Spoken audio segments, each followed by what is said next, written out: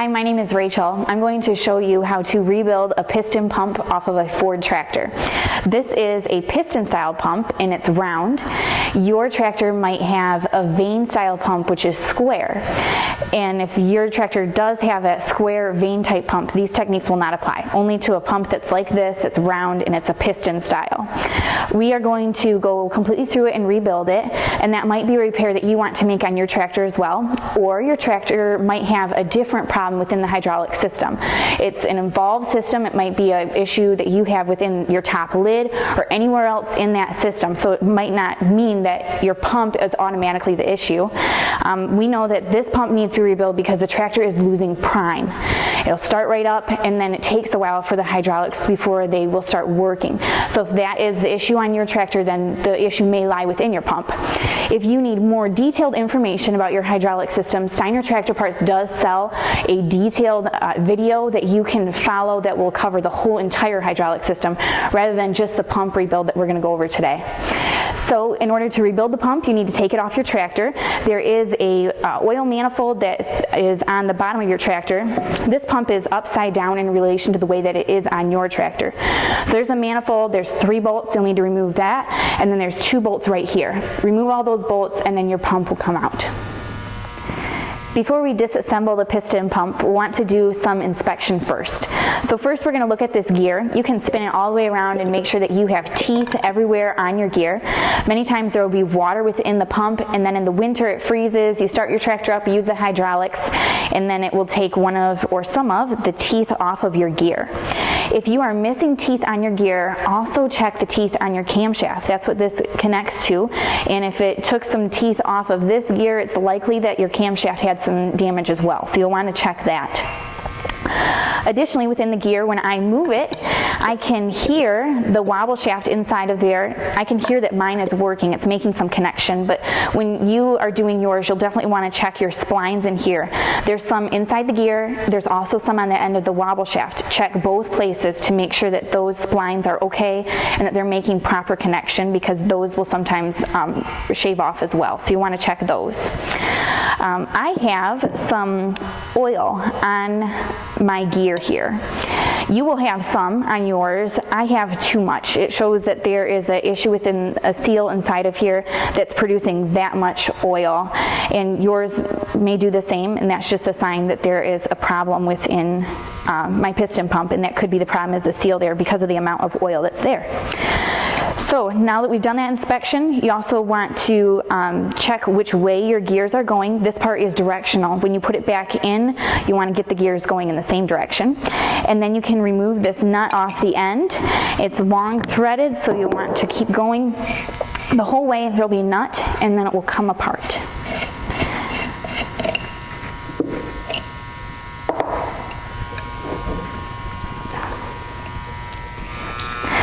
This is your tack drive that is what we just removed. You want to inspect this and make sure that it is proper. Lots of times this tab will break off on the end, and if your tachometer isn't working properly, this might be where your problem lies. So you can replace that part if yours is damaged. That drops in right here, and that's the part where that tab falls is what we're going to use for our screw head here to unscrew that part. You unscrew it all the way. It'll probably be very tight for you, and then it will dump out. There's the notch where that falls that I was talking about. So you can see there, that's where that connects, just like that. There's also a washer on the end of this to be sure to remove. And then we'll remove these 4 bolts here.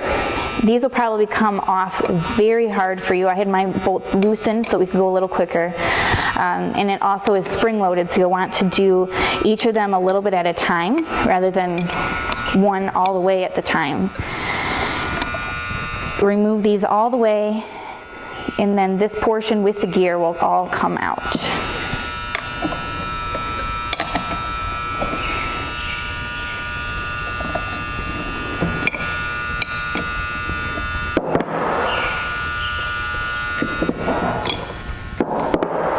My bolts are coming out here, and then this whole assembly will come out. As you were removing your bolts, you probably noticed that it is slightly spring-loaded. This whole portion kind of worked with you as you were going. That's okay.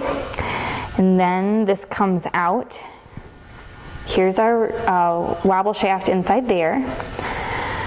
So we're going to pull that out, and then the gear can come out as well. Inside of your piston pump is a thrust washer like this one. Inspect yours, take it apart, make sure that there's no grooves on this bottom plate. Also make sure that all of these rollers are intact and not broken off at all. And when it's on there, it does move around there freely. So make sure that yours does the same. Next, we'll want to inspect the plungers that are inside here. All of your plungers should work. Lots of times one or two of them will get stuck down. I don't want that to happen, so just push them all down, make sure that they're plunging properly. Then on the other side, we'll want to disassemble some more. So you can flip that over and then go ahead and remove these bolts. Again, they'll be tight, and you want to remove them in the same manner as you do a little bit on each one at a time. Just removing my last bolt here, and then this portion will pull out of the pump. And then underneath there, you'll see all of these little balls inside of here. So just use a magnet to go in there and release the ball out like that, and do that all the way around.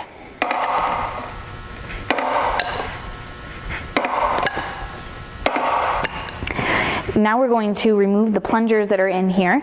They might be loose that they'll fall out on their own, or if they aren't, you can just use a screwdriver to push them down and release them. Then when you pick them up, all of those plungers should fall right out. You can see all my plungers came out. Now I'm going to take this portion of the pump as well as this portion that holds the gear and clean it all very thoroughly. I'm ready to remove the bearing, so that will just come right out for you. Pull like that. This is a roller bearing. It'll come out. And then underneath it is where the seal is. I've already removed my seal. You can see that it came out in several pieces. There are many ways that you can remove a seal. I just used a screwdriver to remove mine. This seal you're going to replace, so it doesn't matter if you do damage to the seal itself. Be careful on the cast iron part of your piston pump, this outer casing, not to do damage there, but you can do damage to the seal because you're going to replace it. There's lots of ways you can do it. I used a screwdriver. You can do that as well, just because I thought that most people would have a screwdriver in their garage. Obviously not a more complex tool. This is the new seal that you'll put in. Steiner Tractor Parts sells one that's a double lip style like this, so it's not directional. It doesn't matter which way you put it in. It'll drop down in there, and then you can just insert it down like so.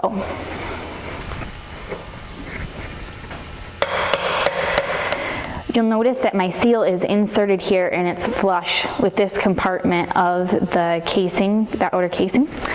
So that's set, and now we're ready to insert the bearing. So you set the bearing on top of here, make sure that it's on there straight, and then just pound it down into there with your tools. Okay, my bearing's in there all the way. You can see that it spins around, and now we're ready for the next step. I've been demonstrating on this, which is a roller bearing, up until this point. And next to it, I have this one, which is a tapered bearing style. So everything would be done in the same fashion, but when you put the seal in here, after that you put this race on instead of inserting the roller bearing like I did on this one. So then once you have the race in, then you can insert your gear as well as your wobble shaft. So the gear, remember, is directional. This is where there's a groove, and this is flush, and it goes in this manner, and then we can insert this shaft into there. Now this shaft has the tapered bearing on it and will not go into this one that has the roller bearing. Obviously you can't double up your bearings, but you can't do this shaft and just insert it on there without this tapered bearing on there. It's a different diameter. This is the older style. This is the new style with the tapered bearing. This is old, this is new. So if you took your piston pump apart and discovered that you had a roller bearing inside of there, then you can update it to a tapered bearing. You can purchase all of these parts new so that you can do that. I do not know of any company that makes parts for this roller bearing if you indeed need a new wobble shaft. If your wobble shaft wasn't worn, then I don't see why you couldn't put it back in here, you know, rebuild the bearing and such. But the wobble shaft is almost always worn out. That's a very common problem. So it's most likely that you'll need to update to a tapered bearing style. So So once you have your tapered bearing onto your wobble shaft, you just insert it in there. You want to line up everything down here, get that to insert in. Then you can beat it in with a soft brass hammer. Don't beat real hard, I should say tap, just to go lightly in there. And then go ahead, once that's inserted all the way, and put this screw at the end. There is a washer on it that is tapered, so you want to get it in the correct manner, and then you can just insert that screw in there. Steiner does sell this valve seat remover, and if you're going to remove the seats, which you definitely would want to do, then you'll need to purchase this part. So it drops in here to the seat assembly, and I'm going to just pound it in there so it goes easily. There it is. Notice that I did put the washer in between. The washer comes with the tool, so you'll want to be sure to use it. And then it's dropped in there, so we're going to tighten this up. As we tighten it, this is expanding the bottom portion to wrap around the seat so that the seat will come out. So I tighten it with my fingers there, and I'm just going to get it really tight with a wrench. There we go. Okay. And now I'm going to pull that out.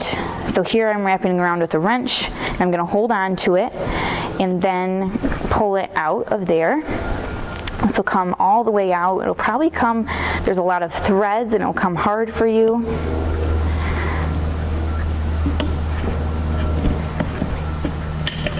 I think it's loose there. There we go. You can see that my seat's there on the end. You'll want to do that on every single seat that's inside your pump there. Now I'll show you how to replace the new seats. The new seats come in your kit. They just drop down in there where they need to go. And then you can get this punch. This also is available for purchase from Steiner. It's the right size to insert into the seat. So it drops in there, and then you just pound them in. I'm inserting my last plunger in here. It just drops right down. Once you have them all in, go ahead and push them down just to make sure that the plungers are working properly, the springs are there correct. Next, we're going to replace this O-ring, so you can just lift that out of there. And then you can put some grease around there. Okay, and then insert this O-ring there. And that'll be ready with the grease.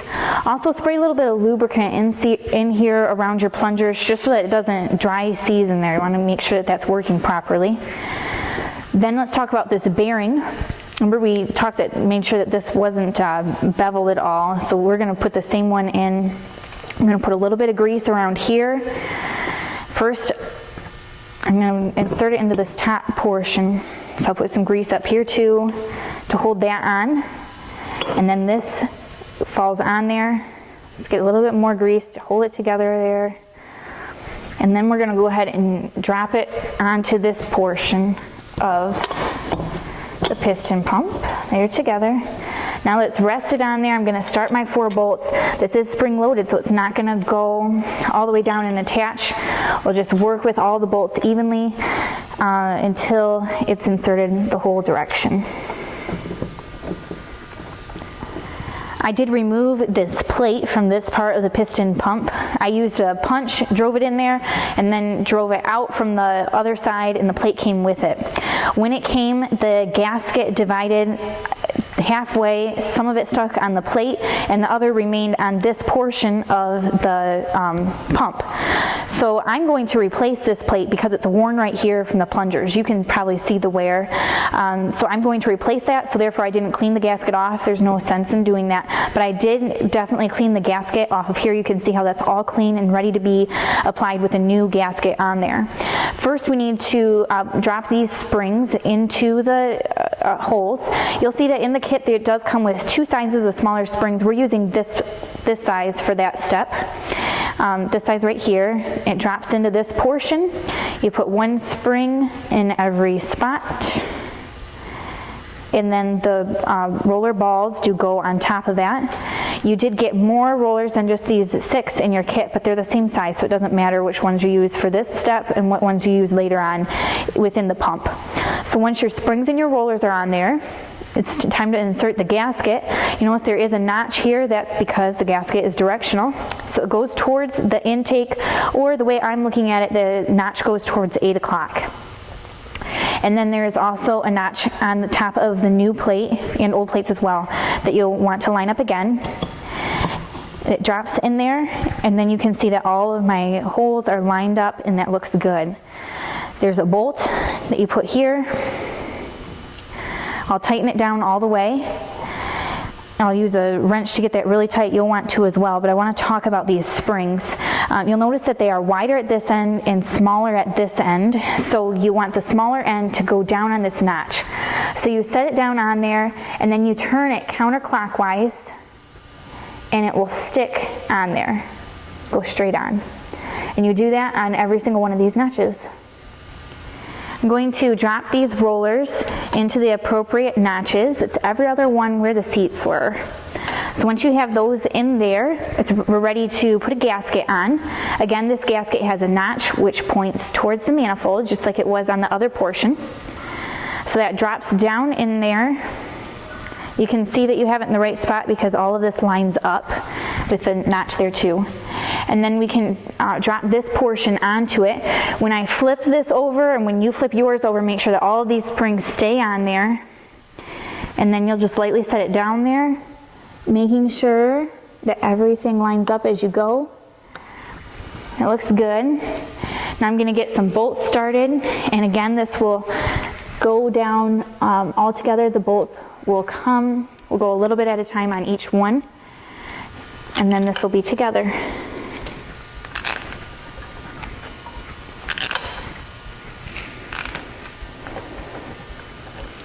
You're going to replace both of these seals here, so you just pick those out. They come out really easy, like that, and then we'll put the new ones in. First, I'm going to put a little bit of grease in there just to hold it in, because we're going to flip this around when we go to put it on the tractor.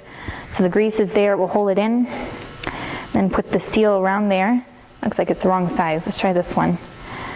There we go, that'll fit better. There's your seal for that. You're going to get a little bit more grease for the bottom one, and then put the new seal in there. This is the screw that is inside of my pump already. I'm going to insert this portion into the pump, and what I need to happen is a connection like that, so that when that tack drive turns, this screw turns as well. So that's what I'm going to have happen when I insert this in here. Like I said, that screw's already in my pump here, so I'm going to start it and screw around there. Notice here that my gear's moving. I know I'm going to feel it or hear it pop into there.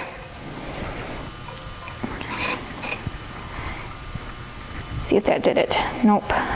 Okay, just going to go back out and try to turn that again until it pops in there. There, I felt it. There we go. Okay, that's good.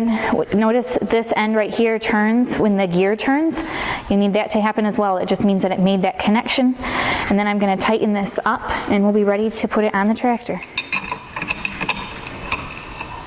Okay, I'm putting some oil inside both of these, so just so when we start the pump, it doesn't run dry. So put that in there, and then you can listen and hear the pump going. You can move it back and forth both ways, and you can hear the plungers working. That's what you want to be able to hear.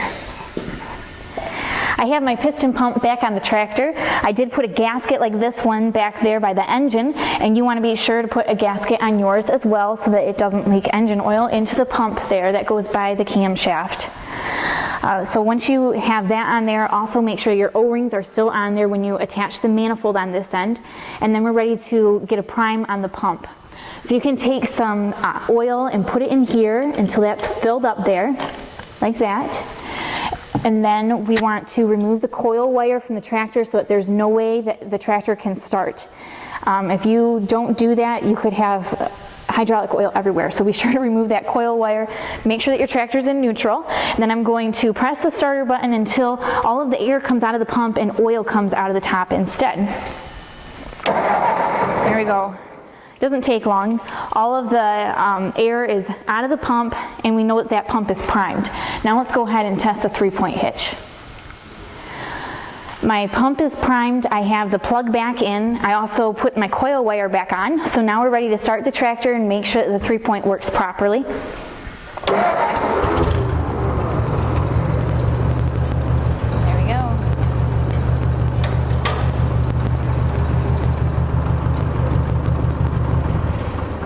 the 3-point hitch on this tractor works good, and I hope that the 3-point on your tractor works well too.